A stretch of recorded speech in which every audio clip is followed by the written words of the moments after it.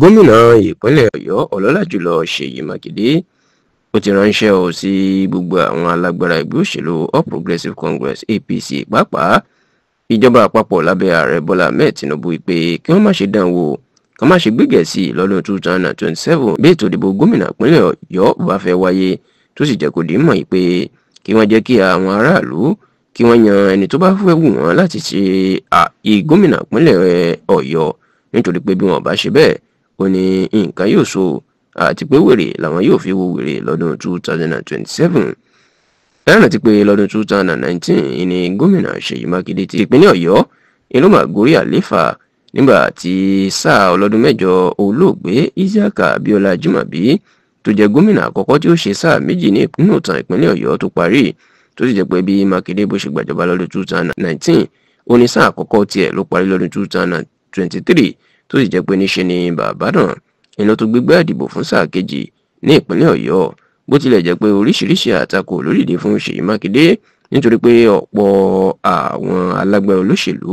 tí wọ́n dúró tì í ni wọ́n sọ pé ó já wọn kulẹ̀ ó sì dalẹ̀ àdéhùn táwọn jọ ṣe táwọn fi ràn án lọ́wọ́ láti di gómìnà ìpínlẹ̀ Ọ̀yọ́ lọ́dún 2019 eléyìí ló jẹ́ kí ọ̀pọ̀ wọn kan padà lásìkò tó tún fẹ́ ṣe sáà kejì lọ́dún 2023 ṣùgbọ́n ní òfin inú ọ̀la lọ́mọ pàǹdọ̀rọ̀ ló ń dàgbà sí i bójú ogun náà bó ṣe le tó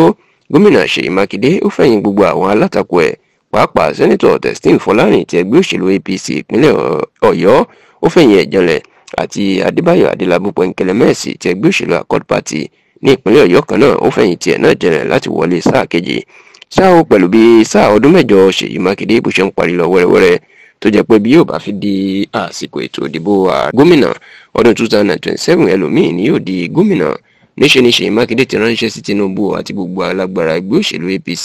tí wọ́n náà ti múra láti gba ìpínlẹ̀ Ọ̀yọ́ ní ọ̀nàkọnà wípé kán má ṣe dán wò kán má ṣe wá ṣe màgòmágó èyí tó lóyìnbó ń pè ní rigging nítorí pé wèrè la fi ń wo wèrè àwọn yóò sì fi wèrè wo wèrè ní ìpínlẹ̀ Ọ̀yọ́ lọ́dún 2027. ọjọ́ ajé ti ṣe ọjọ́ Monday ọ̀sẹ̀ tí a wà yìí ní Ṣèyí Mákindé ló sọ̀rọ̀ náà ní ilé ìgbìmọ̀ asòfin ìpínlẹ̀ Ọ̀yọ́ tó wà ní ìlú Ìbàdàn lásìkò tó gbé ètò òṣùná ọdún 2026 ìyún budget tó gbé lọ síwájú àwọn asòfin láti jẹ́ kí wọ́n fi òǹtẹ̀ lù níbẹ̀ ní Ṣèyí Mákindé ló sì ti ránṣẹ́ sí ààrẹ Bọ́lá Ahmed Tinubu àti gbogbo àwọn alágbára ẹgbẹ́ òṣèlú APC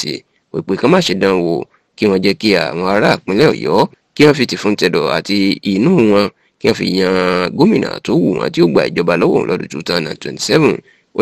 lè jẹ́ kí ọ̀rọ̀ rọrùn bí bẹ́ẹ̀ kọ́ oyún bá fẹ́ fagídí ṣe tó fẹ́ wá ṣe màgòmágó oníwèrè ni làwọn yóò fi wo wèrè ní ọdún 2027.